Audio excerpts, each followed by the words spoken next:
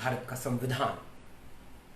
और भारत के संविधान में यह प्रावधान किया गया कि दलित और पिछड़े तबके की जो आबादी के अनुपात में उनकी जगहें संरक्षित की जाएंगी, उन जगहों पर दलित और पिछड़े तबके से आने वाले लोगों को ही मौका दिया जाएगा। और अन्य पिछड़े वर्ग के लिए पहला संशोधन संविधान का ईवी रामास्वामी पेरियार के दबाव में आर्टिकल 15(4) ऐड किया जाता है।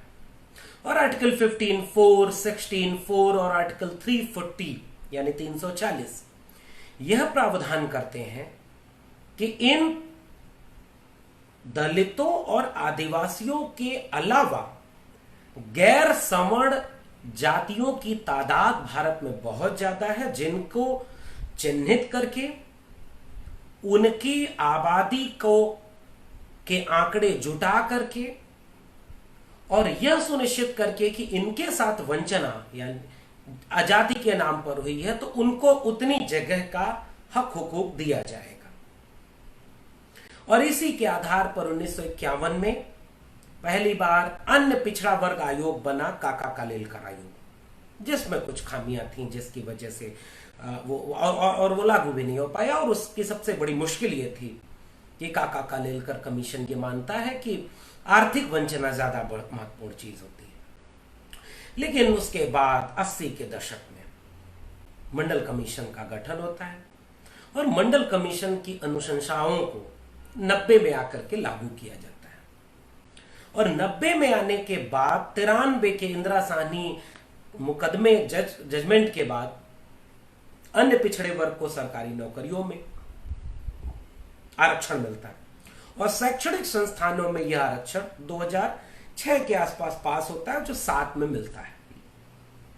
यह एक यात्रा है, जिस यात्रा की हर बुनियाद, हर कड़ी छत्रपति साहू जी महाराज, डॉक्टर भीमराव अंबेडकर, लोहिया और पहले के लोगों में देखें तो ईवी रामास्वामी पेरियार, सावित्रीबाई फुले, फातिमा शेख और जंगे आजादी के दरमियान अब्दुल कयूम अंसारी, आसिम बिहारी और चंद्रिका प्रसाद जिज्ञासु, जगदेव प्रसाद कुशवाहा, तमाम लोग, रामस्वरूप वर्मा, इन लोगों के संघर्षों, पेरियार लड़ाई के संघर्षों के चलते एक सामाजिक बदलाव की शुरुआत होती है। 90 में आकर के मंडल कमीशन जब लागू होता है, उच्च शिक्षा में आरक्षण शुरू होता है। उच्च शिक्षा में आरक्षण 1997 में आता है SC ST का और 2006-7 में OBC का आता है। अब इसमें दिलचस्प क्या है और मेरी बातचीत का मैंने जो विषय सोचा है वो ये कि आजादी के 70 साल बाद हम आज कहां खड़े हैं, इसका मूल्यांकन होना होगा। इस बात का मूल्यांकन किया जाए आज सामाजिक न्याय दिवस के इस बेहद जरूरी मौके पर कि आज वह पूरी यात्रा अपने पड़ाव पर कहां खड़ी है, जिस रास्ते वो चल रही है वो रास्ता कैसा है और आगे आने वाला भविष्य किस तरह के खांचों में दिखाई देता है। ज्योतिबा फूले, सावित्रीबाई फूले, फातिमा शेख, पेरियार, डॉक्टर अंबेडकर, इन सब की लड़ाइयों के साथ छत्रपति साहू जी महाराज का वो दिन आज जब उन्होंने आरक्षण लागू करने का एक महान फैसला लिया, क्रांतिकारी फैसला लिया, आज हम कहां खड़े हैं। तो मैं कोशिश करता हूं कि जितने चीजों को समेट पाऊं अपने छोटे से व्याख्यान में, मैं 3-4 हिस्सों में बात करूंगा। सबसे पहला और मेरे कार्य क्षेत्र से जुड़ा हुआ शिक्षा जगत, उच्च शिक्षा। एक बार इसको टटोलते हैं कि उच्च शिक्षा के लिहाज से हम आज कहां खड़े हैं। 70 साल बाद फूले, साहू, अंबेडकर की वह विरासत, पेरियार की विरासत आज उनकी पीढ़ियों की नुमाइंदगी के बतौर कहां खड़ी है। और फिर कोशिश करेंगे कि मेडिकल में, जुडिशरी में, मीडिया में और आखिरी दौर में हम लोग बातचीत ये करेंगे कि इसको किस तरह से रोका जा रहा है, हम कहां पहुंचे, हमारी यात्रा का पड़ाव आज कैसा है और आज के दिन इस रास्ते पर, सामाजिक न्याय के रास्ते पर अवरोध क्या क्या है, कहां गड्ढे खोदे जा रहे हैं, कहां ब्रेकर लगाए जा रहे हैं और कैसे रोकने की एक कवायद की जा रही है। उच्च शिक्षा से बात शुरू करते हैं। और अभी हाल के दिनों में मैंने जो अपनी आईटीआई का जवाब लगाया था और फिर मैंने उसे ग्राफिक्स के जरिए समझाने की कोशिश भी की कि आज उच्च शिक्षा में दलित, पिछड़े, आदिवासी, पसमानदा तबके की नुमाइंदगी कितनी है, आज हम कहां खड़े हैं, इसका मूल्यांकन करना होगा। ये मेरी आईटीआई का शुरुआत का 4 सवाल है, जिसपे मैंने पहला सवाल पूछा था कि कैटेगरी वाइज वाइस चांसलर कितने हैं देश भर के विश्वविद्यालयों में। तो देश भर के विश्वविद्यालयों का आंकड़ा यूजीसी कह रहा नहीं है, हम राज्यों को भेजते हैं, वहां से कुछ मिलेगा तो आपको बताएंगे। दूसरा आंकड़ा मैंने पूछा कि देश के category wise vice chancellor central universities में कितने हैं। इसका आंकड़ा देने के लिए यूजीसी ने कहा कि हम ऐसा कोई आंकड़ा रखते ही नहीं, यानी इस देश के केंद्रीय विश्वविद्यालयों में जो कुलपति हैं, कुलपति लोग किस किस तबके के हैं।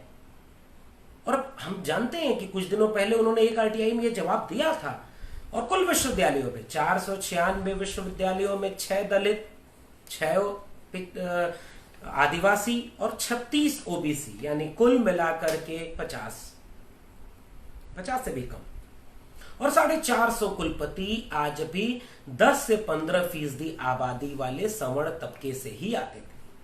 ये 2 साल पहले का डेटा था, अभी उन्होंने डेटा देने से मना किया है। तीसरा आंकड़ा मैंने पूछा था कि पूरे देश के विश्वविद्यालयों में कितने पद हैं जो सैंक्शन है, एससी, एसटी, ओबीसी तीनों कैटेगरी के, और कितने वैकेंट हैं। इन्होंने कहा कि उसका आंकड़ा हम नहीं मेंटेन करते, फिर से इन्होंने राज्यों को भेजा है, इंतजार है कि वो इसका जवाब क्या देते हैं। आखिरी में एक आंकड़ा उन्होंने मुझे दिया, 40 केंद्रीय विश्वविद्यालयों में सैंक्शन पोस्ट कितनी है, कितनी एग्जिस्टिंग है और कितनी वैकेंट है। और मैंने जो इसका रेशियो निकाला वो मैं आपको एक बहुत छोटे से चार्ट पेपर को तैयार किया है, उसके जरिए समझाने की कोशिश करता हूं। देश भर के विश्वविद्यालयों में 1 जनवरी 2020 में प्रोफेसर पदों पर जो सैंक्शन पोस्ट है एससी कैटेगरी के लिए वो 297 काम कर रहे लोग 51 और वैकेंट पोस्ट 246, यानी 82.82% प्रोफेसर की एससी कैटेगरी की सीट आज भी 70 साल बाद वैकेंट है। एसटी कैटेगरी के 133 लोगों में 8 लोग काम कर रहे हैं और 125 सीटें खाली हैं, यानी एसटी कैटेगरी की 93.98% प्रोफेसर की सीट वैकेंट है। और ओबीसी की 269 सैंक्शन पोस्ट में से ओनली 9 प्रोफेसर वर्क कर रहे हैं और 260 यानी 96.65% प्रोफेसर की पोस्ट ओबीसी की आज की तारीख में वैकेंट है, खाली है, उस पर कोई नियुक्ति नहीं हुई। पीडब्ल्यूडी के लिए यह आंकड़ा 85% है, 85% सीटें उनकी खाली है। 70 में 10 लोग काम कर रहे हैं, 60 पीडब्ल्यूडी की सीटें खाली कर दी गई। एसोसिएट प्रोफेसर में एससी कैटेगरी के 602 पद हैं, जिनमें 141 लोग काम कर रहे हैं और 461 पद खाली पड़े हुए हैं, यानी 76.57% एससी कैटेगरी के एसोसिएट प्रोफेसर की पोस्ट वैकेंट है। और एसटी कैटेगरी में यह आंकड़ा 86.01% है, यानी 286 में से 40 लोग काम कर रहे हैं, 246 पोस्ट वैकेंट है। और ओबीसी के लिए आंकड़ा फिर से वही 63 है, 544 कुल सैंक्शन पोस्ट में से 31 लोग पढ़ा रहे हैं और 513 पोस्ट यानी 94.30% एसोसिएट प्रोफेसर की पोस्ट वैकेंट है। पीडब्ल्यूडी में यह 90% है। असिस्टेंट प्रोफेसर में एससी की पोस्ट 27%, एसटी की पोस्ट 33, ओबीसी की 41 और पीडब्ल्यूडी की 50% पोस्ट वैकेंट है। यह आंकड़ा है। और आज 70 साल बाद हम यहां पहुंचे हैं कि सेंट्रल यूनिवर्सिटीज यानी 40 सेंट्रल यूनिवर्सिटीज में SC ST OBC की अप्रोक्सीमेटली औसतन 90% जगहें खाली है। तो पहला सवाल आपसे मैं करता हूं, अगर केंद्रीय विश्वविद्यालयों के रिजर्व कैटेगरी के आंकड़े ये हैं, तो आप कल्पना करिए कि राज्य विश्वविद्यालयों में ये स्थिति कितनी भयावह होगी। और मैं फिर से कह रहा हूं, ये जो रेशियो है इससे भी ज्यादा होगा राज्य विश्वविद्यालयों में। और जिलों में जो डिग्री कॉलेज हैं, छोटे छोटे डिग्री कॉलेज से लेके बड़े बड़े डिग्री कॉलेज पूरे देश भर में, मैं दावे से कहता हूं कि वहां SC ST OBC की वैकेंट पोस्ट मोर देन 95% होगी। ये उच्च शिक्षा में 70 साल बाद आज की हमारी स्थिति है। और अब 90 के बाद, मंडल के बाद जब तेजी से जल जंगल जमीन सत्ता संसाधन हिस्सेदारी का सवाल मुखर हुआ, तो इन सभी सरकारी विश्वविद्यालयों, याद रखिएगा ये सारे आंकड़े गवर्नमेंट के, पब्लिक फंडेड एजुकेशन के, प्राइवेट एजुकेशन में कोई रिजर्वेशन नहीं, वहां कोई आपके दलित पिछड़े आबादी के लोग हैं ही नहीं। तो जैसे जैसे इस तबके की नुमाइंदगी उच्च शिक्षा में विश्वविद्यालयों में होना शुरू होती है, तो शुरू में ये लोग रोकने के लिए क्या करते हैं, नॉट अवेलेबल वैकेंट पोस्ट को जनरल पोस्ट से भर देते थे और कहते थे कि ये लोग अवेलेबल ही नहीं है, इसलिए नॉट अवेलेबल कहा और SC ST OBC की पोस्ट को जनरल से भरा। जब दलितों, पिछड़ों, आदिवासियों की पहली पीढ़ी मुकम्मल ढंग से डिग्रियों से लैस होकर एलिजिबिलिटी लेकर के इन प्रोफेसर्स के पद तक आना शुरू होती है, तो वो कहते हैं नॉन फाउंड सुटेबल, NFS। यानी अब तक आप कहते थे कि ये लोग नहीं है इसलिए हम नौकरी नहीं दे रहे, जब ये लोग नौकरी के काबिल हुए तो आप कह रहे हैं कि ये सुटेबल नहीं है। दलित, पिछड़े, आदिवासी वही डिग्री लेकर के इंटरव्यू दे रहे हैं जो डिग्री लेकर के समझ दे रहा है, उसी तरह की काबिलियत और पात्रता रखते हुए इंटरव्यू दे रहे हैं, लेकिन आपको समझ में सारी काबिलियत उसी पैमाने पर दिखेगी और उसी पैमाने पर एक दलित, पिछड़े, आदिवासी में कोई काबिलियत नहीं, और आप कहेंगे NFS नॉट फाउंड सुटेबल। तो हम ये सवाल करेंगे कि आपके सुटेबल होने का पैमाना क्या है, कोई किताब बनाई, क्या आपने उसके कोई क्राइटेरिया दी?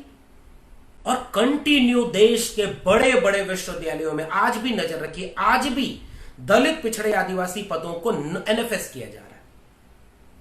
और अब जब सड़क के आंदोलन मजबूत हुए, दलित, पिछड़े, आदिवासी तबके, फूले अंबेडकर, पेरियार की विरासत के लोग पढ़ने के साथ लड़ना शुरू करते हैं, अपनी आवाज बुलंद करते हैं, तो ये विश्वविद्यालयों को ही निजी हाथों में बेचना शुरू कर देते हैं। दिल्ली विश्वविद्यालय, JNU जामिया, अलीगढ़ मुस्लिम विश्वविद्यालय, इलाहाबाद विश्वविद्यालय, हैदराबाद, हर विश्वविद्यालय को बर्बाद करने के लिए लगातार हमले, और इन विश्वविद्यालयों को बंद करके वो लवली प्रोफेशनल यूनिवर्सिटी, गगलगोटिया, अशोका, MIT यूनिवर्सिटी बनाना चाहते हैं।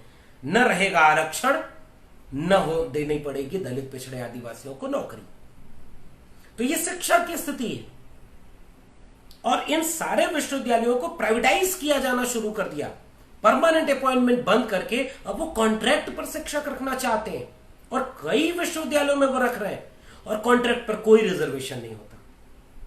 तो आप जो लोग इस बात को सुन रहे हैं, वो लोग ये सोचें, फूले अंबेडकर, पेरियार से लेकर छत्रपति साहू जी महाराज की वो लड़ाई आज कहां खड़ी है, जिसे छत्रपति साहू जी महाराज ने आरक्षण देकर के यह ख्वाब देखा था कि आजाद हिंदुस्तान का मुस्तकबिल जब लिखा जाएगा तो इस देश के हर तबके की नुमाइंदगी हर पब्लिक स्पेस में होगी।